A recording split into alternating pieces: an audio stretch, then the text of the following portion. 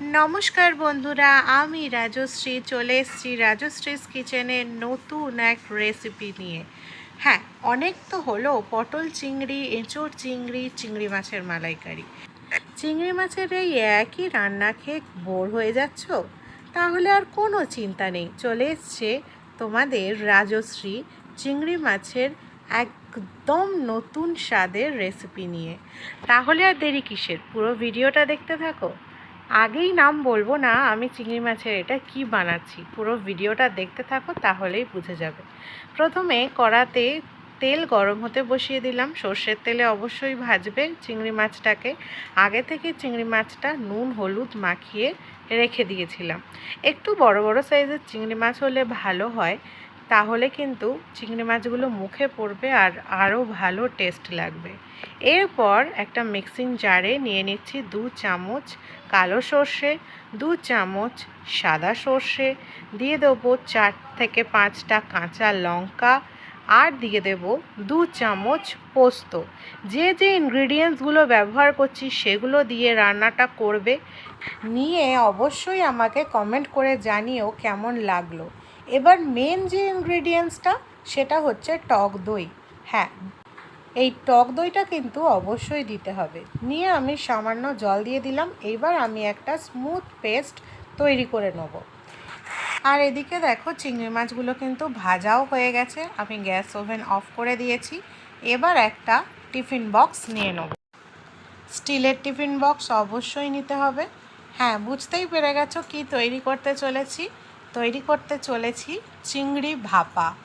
অনেক তো ইলিশ ভাপা খেয়েছো, এবার চিংড়ি ভাপা খেয়ে দেখো, নিয়ে কমেন্ট করে জানাও কেমন লাগলো। এবার যে স্মুথ পেস্টটা আমি তৈরি করেছিলাম, তারপর এটা এইভাবে আমি দিয়ে ছেঁকে নেব।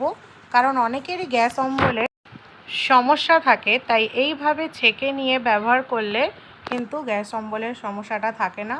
আর এইখানে মিক্সিং জারে আর একটু জল দিয়ে আমি ভালো করে ধুয়ে নিয়ে নেব। এরপর আমি এর মধ্যে দিয়ে দেবো হলুদ গুঁড়ো, দিয়ে দেবো স্বাদ মতো নুন। চিংড়ি মাছও কিন্তু নুন দিয়েই ভাজা হয়েছে, তো সেই বুঝে নুনটা ব্যবহার করতে হবে। দিয়ে দিলাম। এরপর দিয়ে দেবো কালারের জন্য কাশ্মীরি লাল লঙ্কার গুঁড়ো সামান্য পরিমাণে, এটা চাইলে নাও দিতে পারো। দিয়ে ভালো করে মিশিয়ে নেব। দেওয়া হয়ে গেল। এরপর আমি এর মধ্যে দিয়ে দেবো ভেজে রাখা চিংড়ি মাছগুলো, এর মধ্যে দিয়ে দিলাম।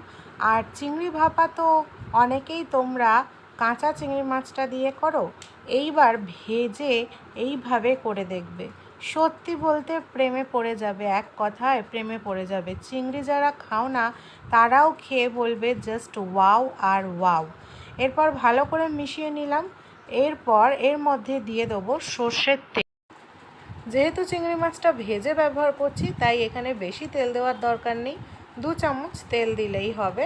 তো আমি দিয়ে দিলাম এখানে 2 থেকে 3 চামচ তেল। এরপর এর মধ্যে অবশ্যই করে দিয়ে দিতে হবে কাঁচা লঙ্কা। আমি এখানে 4 থেকে 5টা কাঁচা লঙ্কা দিয়ে দেবো। লাল লঙ্কা থাকলে লাল লঙ্কাও দিতে পারো। নিয়ে এবার আমি এটা আটকে দেবো। এরপর আমি কড়াতে গরম জল হতে বসিয়ে দিয়েছি, আর এখানে একটা খাবার রাখার স্ট্যান্ড দিয়ে দিলাম এর মধ্যে। তো জলটা একটু গরম হয়ে গেলেই আমি এর মধ্যে টিফিন বক্সটা বসিয়ে দেবো। আর টিফিন বক্সটার অর্ধেকটা যেন ডুবে থাকে, পুরোপুরি যেন ডুবে না যায়, সেই মতো জল ব্যবহার করতে হবে। দেখো আমার এখানে নিচটা পুরোপুরি ডোবেনি, তাই আমি আরও একটু জল এর মধ্যে দিয়ে দিলাম। আর এই জলটা যেন মুখের কাছে না চলে আসে, মানে ঢাকনাটা যেখানে রয়েছে সেইখানে যেন না আসে, না হলে কিন্তু ঢাকনা দিয়ে জল ঢুকে যাওয়ার সম্ভাবনা রয়েছে। এরপর আমি এইটা 15 থেকে 20 মিনিট এইভাবেই হাই ফ্লেমে হতে দেবো। 15-20 মিনিট হয়ে যাওয়ার পর গ্যাস ওভেন আমি অফ করে দেবো, আর 10 মিনিট এইভাবেই রেখে দেবো। 10 মিনিট হয়ে গেছে। এরপর আমি এটা ঢাকনাটা খুলে নেব। দেখো কত সুন্দরভাবে চিংড়ি ভাপা আমাদের রেডি। এরপর এই চিংড়ি ভাপা তোমরা গরম ভাতের সঙ্গে মেখে খেয়ে দেখো, আর অবশ্যই এই রাজশ্রীকে কমেন্ট করে জানিও কেমন হয়েছে। ওই যে বললাম, যে যে উপকরণগুলো ব্যবহার করেছি সেগুলো দিয়েই অবশ্যই করে দেখো। আর একটু বড় বড় সাইজের এইরকম সাইজের চিংড়ি মাছ হলেই হবে। তো চলো এবার পরিবেশন করে দিই। নাও পরিবেশন করে দিলাম চিংড়ি ভাপা। তো এবার বাকি আছে আর একটা জিনিস, সেটা কি বলো তো, গরম গরম ভাত। আর এই চিংড়ি ভাপার সাথে গরম ভাত না হলে কিন্তু একদমই জমবে না, কারণ গরম ভাতের সঙ্গেই এই চিংড়ি ভাপাটা খেতে দুর্দান্ত লাগবে।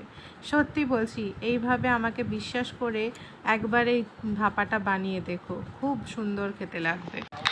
ওই যে বললাম, যারা চিংড়ি মাছ খাও না তারাও প্রেমে পড়ে যাবে।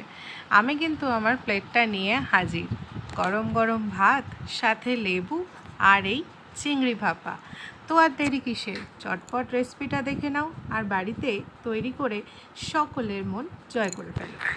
আজকের ভিডিও ভালো লেগে থাকলে অবশ্যই লাইক, কমেন্ট, শেয়ার করে দিও। আর যারা এখনও রাজশ্রীস কিচেনকে সাবস্ক্রাইব করোনি তারা কি করছো, তাড়াতাড়ি রাজশ্রীস কিচেন সাবস্ক্রাইব করো। 1K সাবস্ক্রাইবার হতে হবে তো। Thank you so much. দেখা হচ্ছে নেক্সট ভিডিওয়ে, ততক্ষণের জন্য সাথে থেকো, ভালোবেসো। Thank you.